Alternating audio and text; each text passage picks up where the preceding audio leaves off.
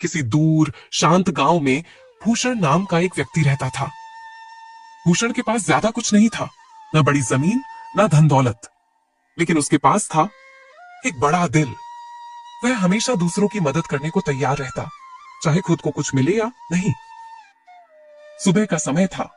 भूषण ने मिट्टी के चूल्हे पर सादा खाना बनाया, थोड़ी सी दाल, 2 रोटियां और प्याज का टुकड़ा। वह थाली लेकर बैठा ही था कि दरवाजे पर दस्तक होती है। कौन है भाई इतनी सुबह सुबह? बेटा कुछ खाने को दे दो, कल से भूखा हूँ, पैरों में जान नहीं बची। सोचा तेरे घर के सामने बैठ जाऊं, शायद कोई रोटी मिल जाए। भूषण ने देखा एक बूढ़ा आदमी फटे कपड़ों में धूल से सना हुआ, धूप से जली हुई त्वचा, आंखों में भूख और थकान। अरे काका अंदर आइए ना, देखिए मैंने अभी अभी खाना बनाया है, आइए बैठिए, साथ में खा लेते हैं।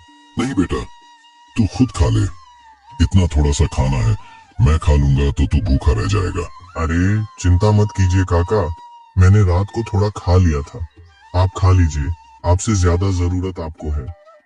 बेटा तू तो भगवान का रूप है, आज के जमाने में कोई इतना बड़ा दिल कहाँ रखता है। भूषण हंसकर कहता है, अगर भगवान रूप में आता तो वो भी भूखे को खाना ही खिलाता काका। अब जल्दी खा लीजिए, ठंडा हो जाएगा। भिखारी कांपते हाथों से थाली उठाता है। हर निवाला ऐसे खाता है जैसे जिंदगी लौट आई हो। भूषण चुपचाप उसे देखता रहता है, उसकी आंखों में संतोष, चेहरे पर शांति। भगवान तुझे सुखी रखे बेटा, तेरे घर कभी अन्न की कमी ना हो।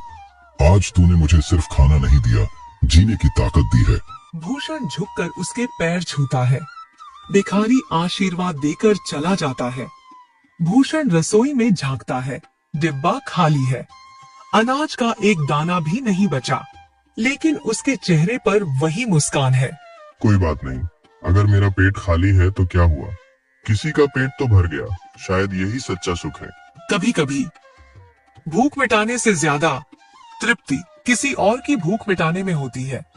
बहुत अच्छा, यह दूसरा दृश्य, गांव का रास्ता, कहानी को और गहराई देता है।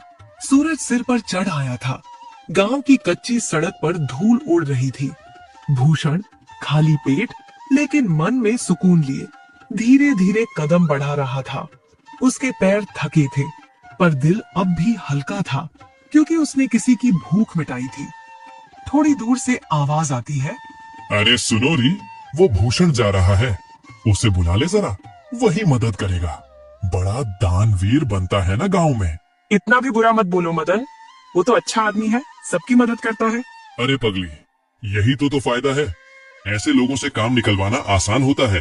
भूषण पास आता है, पीठ पर कपड़ा बंधा है, चेहरा पसीने से भीगा हुआ, पर होठों पर अब भी मुस्कान है।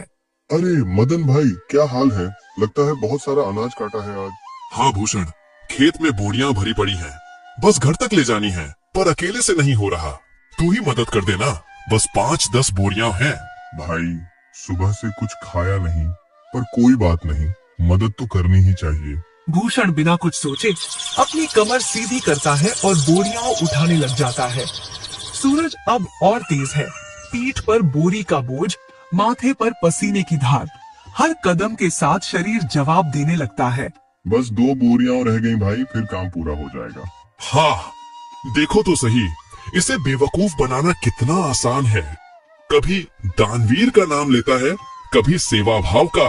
भूषण उसकी बात नहीं सुनता, वह आखिरी बोरी भी उठाता है और बिना किसी शिकायत के मदन लाल के घर तक पहुंचा देता है, बनावटी मुस्कान के साथ। अरे रे, धन्यवाद भूषण।